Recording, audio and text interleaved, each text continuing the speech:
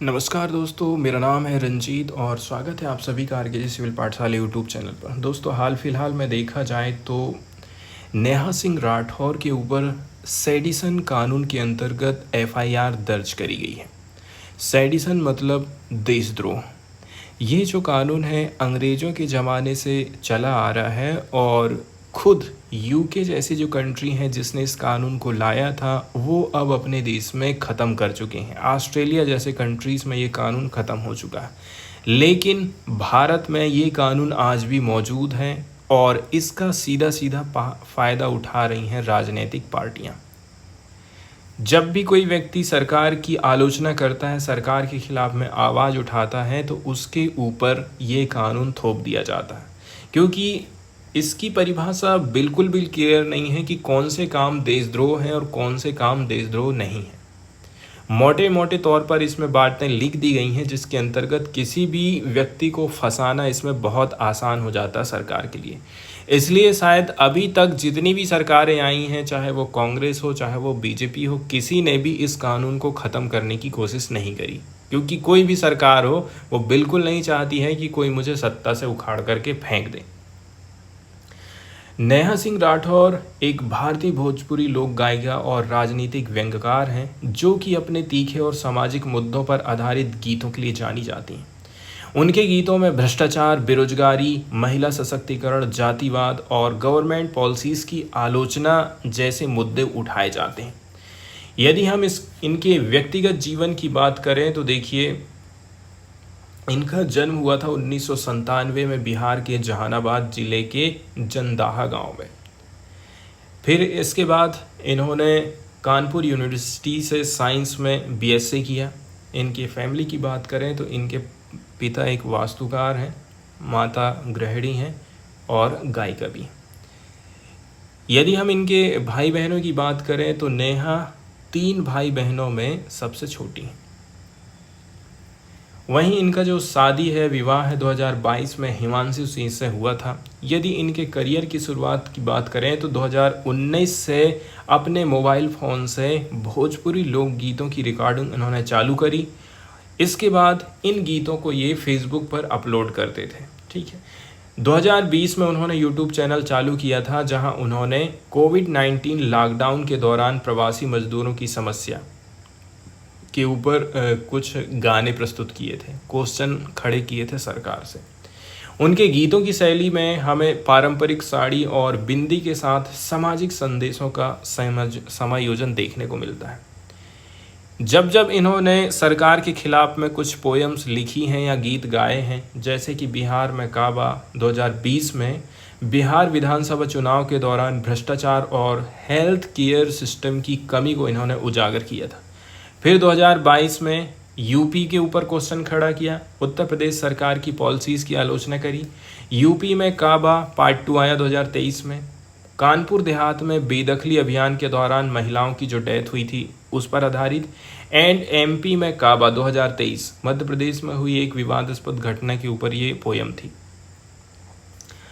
अब जब जब इन्होंने कोई ना कोई पोस्ट डाली है तब तब पुलिस ने कहीं नोटिस जारी किया है तो कहीं एफआईआर दर्ज किया है, लेकिन इस बार तो हद ही हो गई है। जब 2025 में जो पहलगाम टेरर अटैक हुआ है इसके ऊपर उन्होंने जब टिप्पणी किया है तो इनके ऊपर सेडिसन कानून, सेडिसन लॉ लगा दिया गया।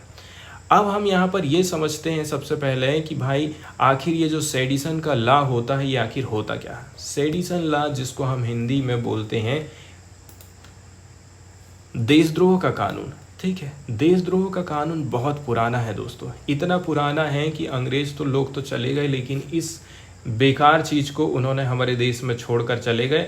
और हर चीज़ को तो हटाने की बात करती है सरकार, लेकिन सेडिसन लॉ को हटाने की बात नहीं करती है, क्योंकि वो अपनी कुर्सी को छोड़ना नहीं चाहती।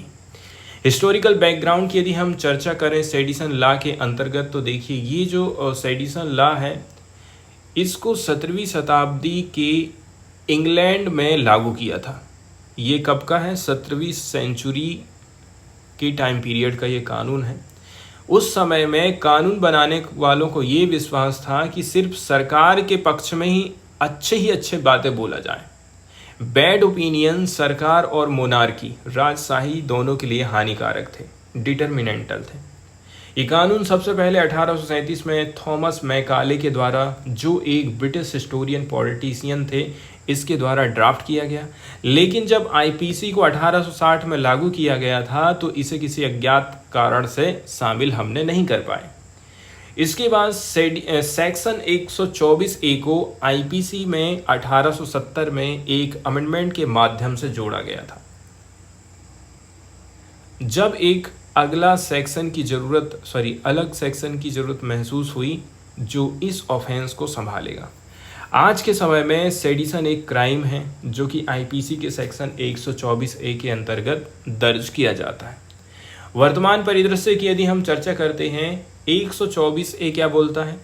सेडिशन तब माना जाएगा जब कोई व्यक्ति शब्दों के द्वारा, या तो वो बोल रहा है या तो वो लिख रहा है, या फिर सिग्नेचर साइन के माध्यम से भी, संकेत के माध्यम से भी, या फिर विजिबल रिप्रेजेंटेशन कर रहा है, या फिर कोई और माध्यम से भारत में कानून द्वारा स्थापित सरकार, मतलब जैसे अभी केंद्र में बीजेपी बैठी है, मोदी जी बैठे हैं, तो बीजेपी के प्रति हेट या फिर कंटेम्प्ट, घृणा या फिर अवमानना उत्पन्न करता है, या फिर उत्पन्न करने की कोशिश कर रहा है, या फिर डिसअफेक्शन भड़का रहा है, असंतोष भड़का रहा है, भड़काने का प्रयास कर रहा है, तो वो सेडिशन कहलाएगा, देशद्रोह। यहाँ पर डिसअफेक्शन का मतलब होता है डिसलॉयल्टी, मतलब अविश्वास या फिर वफादारी में कमी, और शत्रुता की भावनाएं, ऑल फीलिंग ऑफ एनिमिटी। हालांकि यदि कोई व्यक्ति घृणा, अवमानना या असंतोष को नहीं भड़का रहा है तो वो इस सेक्शन के अंतर्गत ऑफेंस नहीं माना जाएगा। सुप्रीम कोर्ट ने Balwant Singh versus state of Punjab 1995 में केस दोहराया था कि किसी भी भाषण को देशद्रोही करार देने से पहले उसका रियल इंटेंट जानना बहुत ज़्यादा जरूरी हो जाता है। इसके बाद यदि हम इसमें सजा के प्रावधान की बात करें तो देखिए, सबसे बड़ी दिक्कत ये है, इसके अंतर्गत यदि किसी व्यक्ति के ऊपर एफआईआर दर्ज किया जाता है तो उसको जमानत मिलना बहुत ज़्यादा मुश्किल हो जाता है, क्योंकि ये जमानत ना मिलने योग्य अपराध है, नॉन बेलेबल ऑफेंस जिसको बोलते हैं, या फिर गैर जमानती अपराध। सेक्शन 124A के अंतर्गत जो पनिशमेंट रखा गया है वो 3 साल से लेकर के लाइफ टाइम तक रखा गया है। लाइफ टाइम तक इम्प्रिजनमेंट या फिर जेल की सज़ा हो सकती है। इसमें फ़ाइन भी ऐड कर दिया गया है। जिस व्यक्ति पर यह कानून लागू होता है उसको गवर्नमेंट जॉब से भी प्रतिबंधित कर दिया जाता है, बार्ड कर दिया जाता है। साथ ही साथ उसे पासपोर्ट के बिना रहना पड़ेगा, और कोर्ट में जब भी ज़रूरत रहेगी खुद को प्रोड्यूस करने की ज़रूरत पड़ेगी उसको। अब हम चर्चा कर लेते हैं, सीधे चलते हैं नेहा सिंह राठौर वाले केस की तरफ और देख लेते हैं उसने कौन कौन सी बातें बोली थी, और क्या इस प्रकार की जो बातें हैं वास्तव में देशद्रोह के अंतर्गत आ जाती हैं, ये हमारे लिए इम्पोर्टेंट हो जाता है। ठीक है, तो नेहा सिंह राठौर ने बोला था कि अभी हाल फिलहाल में जो पहलगाम अटैक हुआ है, इसकी सीधी सीधी जो जिम्मेदारी है प्रधानमंत्री नरेंद्र मोदी को लेना चाहिए, क्योंकि वो तो देखिए रसिया और यूक्रेन के बीच में जो युद्ध चल रहा है उसको तो रोकने की बात करते हैं, और अपने देश में एक तो आतंकवादी हमला यदि वो नहीं रोक पा रहे हैं तो वो दूसरे देश के युद्ध को क्या रोकेंगे। पहले नंबर की बात तो उन्होंने ये बोली थी। भोजपुरी सिंगर नेहा सिंह राठौर, ठीक है, के ऊपर जो केस दर्ज किया गया है वो सेडिशन चार्जेस के अंतर्गत दर्ज किया गया है। ऑब्जेक्शनेबल पोस्ट करी थी उन्होंने सोशल मीडिया के ऊपर, in which she attack the Modi government claiming that the recent Pahalgam terrorist attack जो हुआ है वो सरकार को उसके लिए जिम्मेदारी लेना चाहिए। अब उन्होंने ये बोला था कि PM Modi will now be seeking votes in Bihar in the name of the Pahalgam attack. अब प्रधानमंत्री मोदी जाएंगे बिहार, वोट मांगेंगे कि पहलगाम में जो हमला हुआ है ना उसका हम मुंहतोड़ जवाब देंगे यदि आप लोग हमको वोट देते हैं तो। जैसा कि 2019 में हुआ था, पुलवामा टेरर अटैक हुआ था, जिसमें 40 सीआरपीएफ पर्सनल की जान गई थी। तो ठीक इसी प्रकार से इस बार भी होने वाला है, ऐसा उन्होंने बोला था। एफआईआर जो रजिस्टर्ड करी गई है नेहा के अगेंस्ट में, उनकी Twitter handle export adversely affects national integrity बोला जा रहा है। इन्होंने जो भी बात लिखी है ना, इससे जो नेशनल इंटीग्रिटी है वो बुरी तरह से प्रभावित हो रही है, इसलिए इनके ऊपर हम देशद्रोह का कानून लगा रहे हैं। देश की इंटीग्रिटी कब प्रभावित होती है? जब देश के टुकड़े टुकड़े करने की कोई बात बोल रहा है, बोल दे कि कश्मीर को भारत से अलग कर दो, या ऐसा कुछ बोल दे कि हिंदू और मुसलमान के बीच में उसके बोलने से हिंसा भड़क गई हो, बहुत सारे लोग मारे गए हो, आगजनी हो जाए, घटनाएं हो जाए। ये सारी चीज़ें हैं इंटीग्रिटी को प्रभावित करने वाली चीज़ें। लेकिन नेहा सिंह राठौर ने जो बात कही है उसमें ऐसी कोई चीज़ हमको समझ में नहीं आती है कि हमारे देश की नेशनल इंटीग्रिटी प्रभावित हो रही हो। ना तो उन्होंने कास्ट पर आधारित कोई बात बोली है, ना तो उन्होंने रिलीजन के आधार पर कोई बात बोली है। उन्होंने वो बोला है कि एक ऐसा व्यक्ति जो अपने आप को बोलता है कि मैं रसिया यूक्रेन के युद्ध को रुकवा दूंगा, वो एक टेररिस्ट अटैक नहीं रोक पाया अपने खुद के देश में। एंड उन्होंने टारगेट किया था प्रधानमंत्री मोदी के सपोर्टर्स को for asking her not to politicise the issue and ask question. उसके सपोर्टर लोगों को भी इन्होंने तगड़ा तमाचा जा रहा है कि लोग मुझे कह रहे हैं कि इस विषय पर राजनीति ना करूं या फिर इस विषय पर मैं सरकार से क्वेश्चन ना करूं।